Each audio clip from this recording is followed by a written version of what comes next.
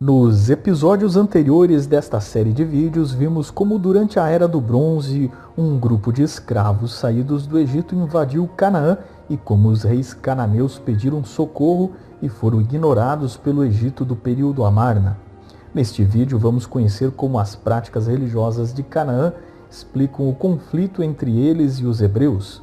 Você jamais compreenderá a Bíblia, suas leis, suas guerras e sua história se ler o texto com os olhos de sua cultura atual, moderna e ocidental. É preciso se desprender da sua bagagem cultural, esquecer seu momento sociopolítico e voltar 1300 anos antes de Cristo, compreendendo a sociedade bárbara, violenta, onde a força ditava o direito. Você conhecerá agora o choque que houve quando o monoteísmo, pela primeira vez na forma de uma população de refugiados, se encontrou com a peculiar religião dos cananeus.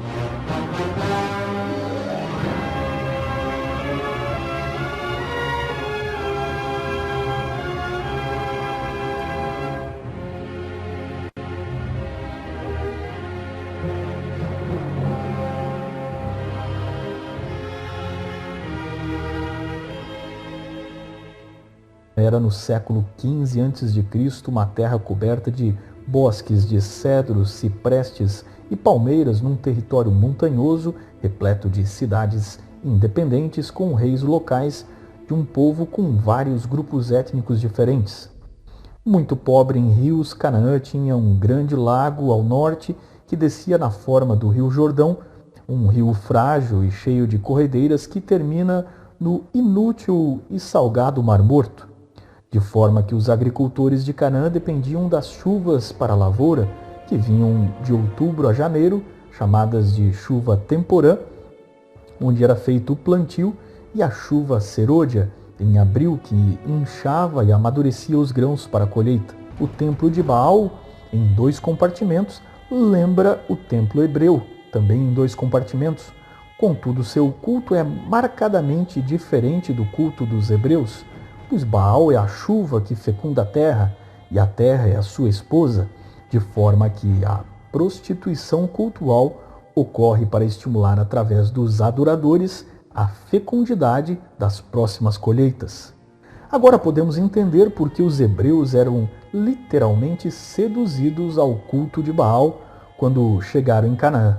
Além de ter vários elementos semelhantes, como um tipo de Messias pisando a serpente, que se assemelhava à sua teologia, o culto cananeu atraía os israelitas como um tipo de bordel religioso, onde tudo era liberado. De um lado estavam os israelitas, debaixo da lei por Moisés, que proibia toda prática sexual fora do casamento monogâmico, e do outro, a religião de Canaã, cheia de fantasias sexuais e cultos misteriosos com dançarinas e bebidas. Podemos ver um exemplo deste tipo de sedução no episódio de Baal Peor, quando Israel foi seduzido pela prostituição cultual numa festa que os filhos de Israel participaram com povos da terra. Segundo o mito, Baal enviava seus mensageiros aos deuses para comunicar sua soberania. O conceito dos sacrifícios cananeus envolviam aplacar a ira dos deuses, oferecendo algo caro, sendo muitas vezes os próprios filhos. Baal também era identificado como o rei da cidade. Melk, palavra para governante, de onde vem a palavra Moloch, Milcom, ou Baal Melkart, o deus de Tiro, que na verdade se identificava com a história do Hércules dos gregos. Tanto a arqueologia quanto gregos e romanos que tiveram contato com fenícios narram seus sacrifícios voluntários chamados de Tophet, onde os adoradores ofereciam seus filhos entre 1 mês e 1 ano, ou às vezes até de 7 anos, que depois de drogados ou mortos eram queimados e depositados em urnas.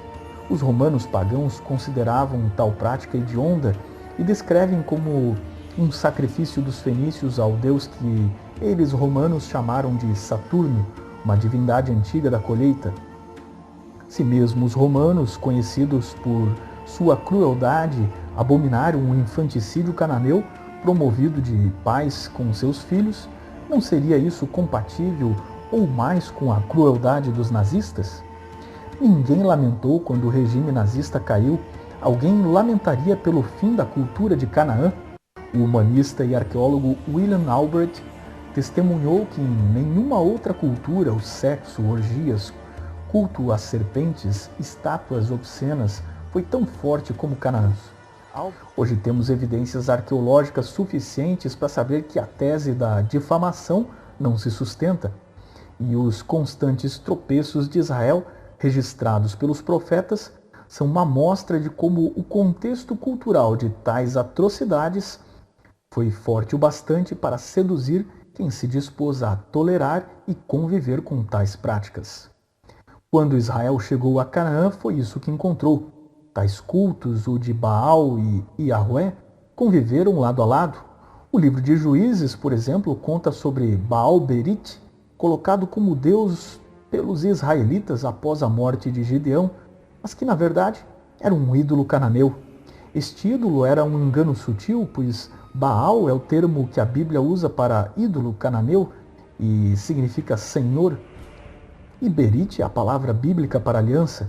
Este Baal-Berit, portanto, é um exemplo de como a idolatria assimilou o Deus hebreu, transformando o Deus vivo num ídolo, num falso Deus da aliança.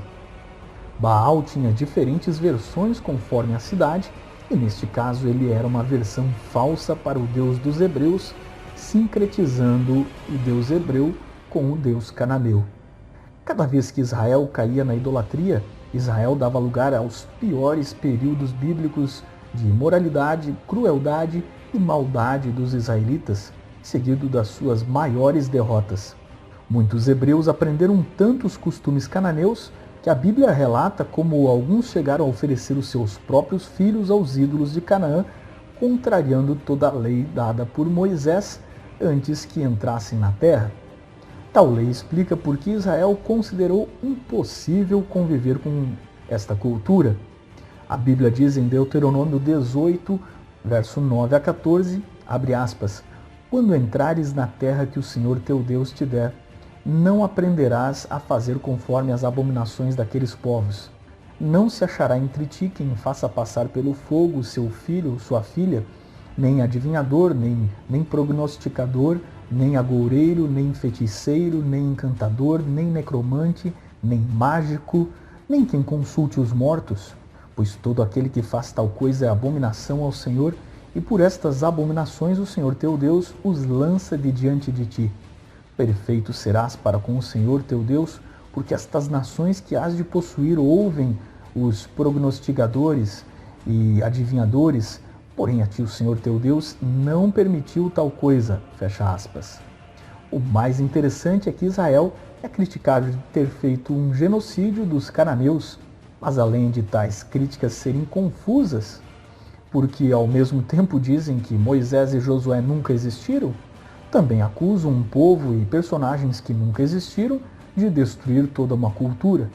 Na verdade, a história demonstrou que cananeus foram exterminados sucessivamente pelas invasões dos assírios, babilônios, em especial pela invasão grega de Alexandre, que dizimou a cidade de Tiro, e depois pelos romanos, que por fim exterminaram os últimos descendentes dos cananeus, os cartaginenses, num genocídio que é um de vários que a civilização romana, tão louvada e aplaudida, promoveu.